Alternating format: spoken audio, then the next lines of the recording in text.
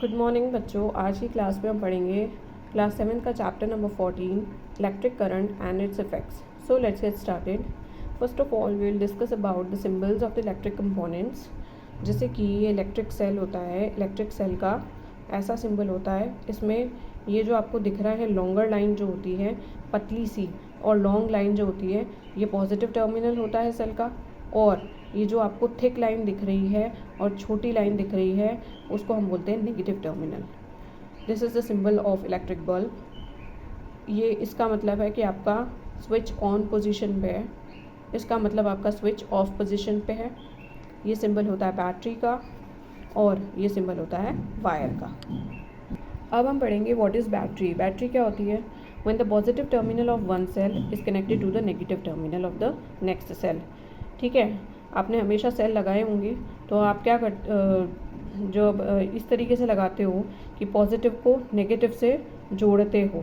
ठीक है, एक सेल का पॉजिटिव दूसरे सेल का नेगेटिव ऐसे जोड़ते हो, ऐसे लगाते हो कोई भी टॉयज़ में या कहीं पे भी, तो उस कॉम्बिनेशन को हम बोलते हैं battery. Such a combination of two or more cell is called the battery. Battery का जो सिंबल होता है वो ये होता है। ठीक है, अब ये बैटरीज कहाँ कहाँ यूज़ होती है? टॉयज़ में, रिमोट कंट्रोल्स में, टॉर्चेज़ में, as you all know. Next हम पढ़ेंगे electric circuit. Now what is electric circuit? Electric circuit is a pathway for the flow of the current और द इलेक्ट्रॉन्स। ठीक है, मतलब करंट का मूव होना। पाथवे है मतलब एक किसी चीज़ में करंट का फ्लो हो रहा है, उसको अपन बोलते हैं इलेक्ट्रिक सर्किट। ये जो होते हैं टू टाइप्स का सर्किट होता है, एक होता है open circuit and the close circuit. Open circuit में क्या होता है? व्हेन द स्विच जो है हमारा वो ऑफ पोजीशन पे होता है और इसमें जो है करंट नहीं होता है, circuit is incomplete and bulb will not glow. Open circuit मतलब आपका स्विच आपने ऑफ रखा है, करंट फ्लो नहीं होगा अगर स्विच ऑफ होगा तो, और हमारा इस तरीके का सर्किट इनकम्प्लीट होता है और ऐसे कंडीशन में बल्ब है वो ग्लो नहीं होता है। सेकेंड आता है हमारा क्लोज सर्किट। क्लोज सर्किट क्या होता है? When the switch is on, यहाँ पे क्या होता है, स्विच ऑन है हमारा, करंट फ्लो हो रहा है, सर्किट जो है वो कंप्लीट है हमारा यहाँ पे, और इस कंडीशन में बल्ब है वो ग्लो होगा। ये होता है बल्ब और ये होता है हमारा filament. Okay, electric circuit has bulb, इसमें बल्ब है। Bulb has a wire present inside it called the filament. इस बल्ब के अंदर एक क्या होता है? वायर होता है, इसको हम बोलते हैं फिलामेंट। ये क्या होता है? ग्लो करता है जैसे ही इसको इलेक्ट्रिक करंट मिलता है। इसके अंदर जैसे ही इलेक्ट्रिक करंट फ्लो होगा ये फिलामेंट है वो ग्लो होगा। When filament of the bulb breaks, जब ये टूट जाता है, ठीक है, the circuit becomes incomplete, the bulb get fused. इस कंडीशन में बल्ब फ्यूज़ हो जाएगा। अगर ये फिलामेंट टूट जाएगा तो बल्ब है वो फ्यूज़ हो जाएगा and will not glow as it does not receives the electricity. Next हम पढ़ेंगे heating effect of electric current. When an electric current passes through a wire, the wire gets heated up, and this is known as the heating effect. कोई भी wire है अगर उसमें electric current pass हो रहा है तो वो जो वायर है वो हीटेड अप हो जाएगा। इसको ही हीटिंग इफेक्ट बोलते हैं करंट का। करंट क्या करेगा? वायर को गर्म कर देगा। Heat produced in the wire depend करता है, जो भी वायर में हीट प्रोड्यूस्ड होगी वो किन किन चीज़ों पे डिपेंड करेगी? वायर किस मटेरियल का बना हुआ है, वायर की लेंथ क्या है और थिकनेस क्या है, इन चीज़ों पे डिपेंड करेगा। नाउ कौन कौन से अप्लायंसेस इस हीटिंग इफेक्ट ऑफ करंट पे वर्क करते हैं? वो है iron, electric heater, stove, geyser, toaster, hair dryer. ये सब के सब आपने नोटिस किया होगा, जैसे ही आपने इलेक्ट्रिसिटी ऑन करोगे ये सब के सब गर्म हो जाएंगे। क्यों? Because they all work on the heating effect of electric current. Now these appliances produce a high amount of heat. ये बहुत ज़्यादा हीट को प्रोड्यूस करते हैं और that can be regulate by the appliances because they contain a coil of wire called the element. अब आपने इन सब में देखा होगा कि आप जो जैसे कि टोस्टर लिया आपने, टोस्टर की हीट को आप कंट्रोल कर सकते हो, उसमें बटन्स दे रखे होते हैं, आप उसमें टोस्टर को आप बटन दबा के 1 नंबर पे या 2 नंबर पे या 3 नंबर पे आप एडजस्ट कर सकते हो। हेयर ड्रायर को भी कर सकते हो, हीटर को भी कर सकते हो। इन सब को आप क्या कर सकते हो? इनकी हीट को रेगुलेट कर सकते हो, कम या ज़्यादा कर सकते हो। ठीक है, बिकॉज उसमें एक वायर प्रेजेंट होता है एलिमेंट, जिसको हम बोलते हैं element. For different requirement the wires of different materials and different lengths thickness are used. When electricity is pass through the bulb, अब जैसे ही इलेक्ट्रिसिटी पास होती है बल्ब में तो हमको पता है कि जो बल्ब का फिलामेंट है वो गर्म होकर ग्लो करेगा और लाइट, इससे क्या होगा, लाइट प्रोड्यूस्ड होगी। When filament of the bulb get extreme hot, जब वो बहुत ज़्यादा गर्म हो जाता है तो वो टूट जाता है मेल्ट होकर के, और इस तरीके से बल्ब है वो फ्यूज़ हो जाता है। ये हमने अभी पढ़ा ही था। अब हम पढ़ेंगे इलेक्ट्रिक फ्यूजेस। इलेक्ट्रिक फ्यूजेस क्या होते हैं? It prevents the damage to electric circuit. क्या होता है कि इलेक्ट्रिक सर्किट होता है उसको डैमेज होने से इलेक्ट्रिक फ्यूजेस बचाते हैं। कभी कभी क्या होता है, अगर मैं जनरल वे में बताऊँ आपको, तो बहुत ज़्यादा जब लोड हो जाता है तो कभी कभी क्या होता है कि शॉर्ट सर्किट हो जाने का डर रहता है, क्योंकि उस पर्टिकुलर स्विच पे लोड ज़्यादा हो जाता है। तो अगर ऐसी कंडीशन में अगर आप फ्यूज़ का यूज़ करोगे तो फ्यूज़ क्या करेगा, लोड को कम कर देगा और जो इलेक्ट्रिक सर्किट है, जो करंट फ्लो हो रहा है उसको होने देगा, ब्रेक होने से बचाएगा। It acts as a safety device. According to the heating effect of electric current, wire becomes hot, ठीक है, as current is pass through it. If an excess current is pass it is melt और break. अगर कभी कभी ज़्यादा load पड़ गया, ज़्यादा करंट आ गया, ज़्यादा करंट पहुंच गया तो क्या होगा, सर्किट ब्रेक हो जाता है या टू मेल्ट होके ब्रेक हो जाता है। It consist of wire made up of metal or the alloy having low melting point. Fuses में क्या होता है कि जो वायर बने हुए होते हैं वो लो मेल्टिंग पॉइंट के बने हुए होते हैं। तो लो मेल्टिंग पॉइंट का मतलब ज़्यादा हीट बर्दाश्त नहीं करेगा, वो जल्दी मेल्ट हो जाएगा। ज़्यादा अमाउंट हीट, मतलब कि कम हीट में ही वो क्या करेगा, मेल्ट हो जाएगा। So the wire melts down easily when excess current is pass through it.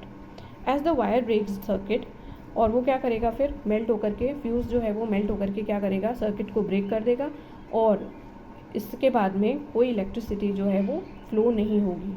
इससे क्या होगा, शॉर्ट सर्किट या फायर नहीं लगेगी। ओके, नाउ अब हम डिस्कस करेंगे कि शॉर्ट सर्किट के रीजंस क्या होते हैं। Connection of different devices to the same socket. कभी कभी क्या करते हैं इलेक्ट्रिशियंस, बहुत सारे अप्लाइंसेस के सेम क्या कर देंगे, सॉकेट में उसका कनेक्शन कर देंगे। एसी का, फ़ैन का, कूलर का, सबका एक ही सॉकेट में आप जब प्लगिंग करोगे तो क्या होगा, बहुत ज़्यादा करंट फ्लो होगा उस सॉकेट में और लोड बढ़ जाएगा सर्किट का। इससे क्या होगा, शॉर्ट सर्किट होकर फायर लग सकती है। Insulation of the wires get torn away. कभी कभी क्या होता है कि वायर्स के जो इंसुलेशंस होते हैं वो ख़राब हो जाते हैं। सारे वायर्स जब एक दूसरे के कॉन्टैक्ट में आएंगे तो इससे स्पार्क लगेगा, चिंगारी लगेगी और इससे फायर लग सकती है। अब एमसीबी क्या होता है, आपने देखा होगा, आपके भी घरों में एमसीबी लगी हुई होती है। इसमें क्या होता है कि जब ज़्यादा लोड पड़ता है इलेक्ट्रिसिटी का गर्मियों में तो एमसीबी अपने आप डाउन हो जाती है और इससे क्या होता है, इलेक्ट्रिसिटी बंद हो जाती है, करंट फ्लो बंद हो जाता है, इलेक्ट्रिसिटी अपने आप बंद हो जाती है। एमसीबी का शॉर्ट फॉर्म है miniature circuit breaker. It is a switch which automatically turn off when current in a circuit exceeds the safe limit. इसको आप क्या कर सकते हो, वापस से ऑन भी कर सकते हो। ये अपने आप ऑफ हो जाती है, इसको आप ऑन भी अपने आप कर सकते हो। Once the circuit is rectified, we can switch on the MCB once again. अब हम पढ़ेंगे magnetic effect of electric current. पहले हमने पढ़ा था heating effect of electric current, अब magnetic effect of electric current. When electric current is passed through a wire, it behaves like a magnet. ठीक है, जैसे ही कोई वायर में करंट पास होता है वो मैग्नेट की तरह, वो वायर जो होता है वो मैग्नेट की तरह बिहेव करता है, उसको अपन बोलते हैं this is known as the magnetic effect of electric current. और इसको किसने फाउंड आउट किया था, डिस्कवर्ड किसने किया था, साइंटिस्ट हैंस क्रिस्टियन ऑर्स्टेड ने। उन्होंने क्या पता किया था कि जब हम when electric current is pass through a wire it produces a magnetic field around it. मान लो ये वायर है, इसमें करंट फ्लो हो रहा है, ठीक है, तो इसके आसपास क्या होगा, मैग्नेटिक फील्ड क्रिएट हो जाएगा। This can be seen with the help of a magnetic needle. अब इसके पास में अगर आप मैग्नेटिक नीडल जो होती है इस टाइप की होती है, इसको इसके पास लेके आओगे तो ये क्या करेगी, ये नॉर्मली नॉर्थ साउथ डायरेक्शन में होती है, ये रिफ्लेक्ट होने लगेगी, ठीक है, मतलब हिलने लगेगी, अपनी जगह से हिलने लगेगी।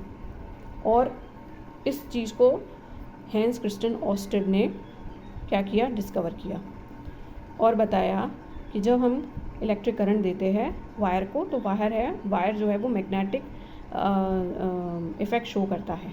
ठीक है। This shows the deflection from the north south direction, needle show करेगा डिफ्लेक्शन, और जितना ज़्यादा करंट होगे उतना ज़्यादा ही डिफ्लेक्शन भी होगा मैग्नेटिक नीडल का। मैग्नेटिक नीडल खुद भी मैग्नेट की बनी हुई होती है। If direction of the current in the circuit is reversed, मान लो अपने डायरेक्शन को चेंज किया, इधर से अगर करंट आ रहा है तो मैग्नेटिक नीडल का भी डिफ्लेक्शन भी रिवर्स हो जाएगा। ओके, अब हम पढ़ेंगे इलेक्ट्रोमैग्नेट। इलेक्ट्रोमैग्नेट क्या होता है, जैसे ही मतलब किसी भी चीज़ को मैग्नेट बना देना with the help of electric current. आपने करंट दिया और मतलब क्या होता है, अगर मैं सिंपल वे में आपको समझाऊँ तो ये आयरन नील है, ये मैग्नेट अभी तक नहीं है।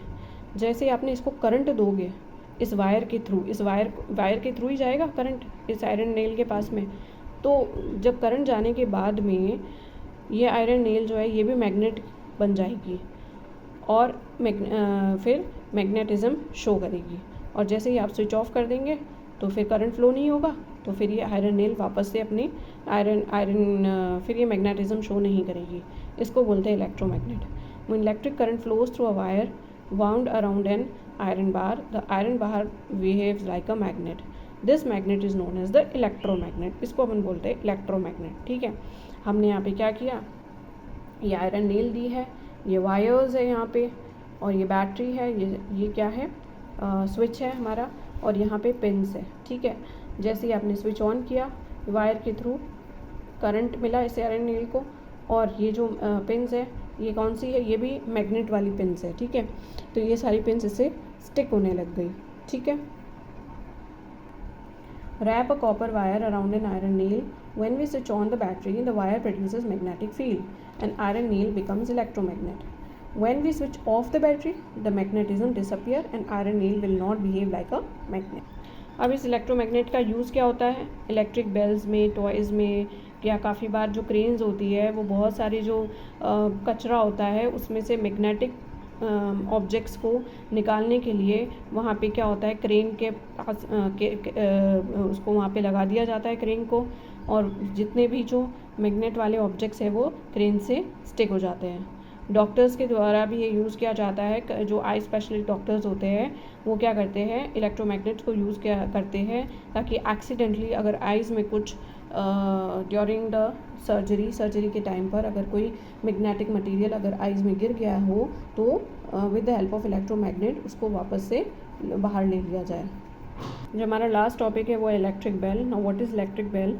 आपके घरों में, सबके घरों में इलेक्ट्रिक बेल लगी हुई होती है। ओके, इसका वर्किंग कैसे होता है और इसका कंस्ट्रक्शन क्या होता है उसके बारे में पढ़ेंगे। So first of all, what is electric bell? It is a device that uses electricity to produce the sound. ठीक है, इलेक्ट्रिसिटी के थ्रू ही ये बजती है। अगर इलेक्ट्रिसिटी नहीं होगी आपके घरों में तो फिर ये नहीं बजेगी। It is used in the school, homes, offices. अब इसमें क्या क्या चीज़ें होती हैं? इसमें होता है first of all electromagnet use होता है। ये वायर्स होते हैं, ये इलेक्ट्रोमैग्नेटिक वायर्स है। Coil of wire wrap around an iron core.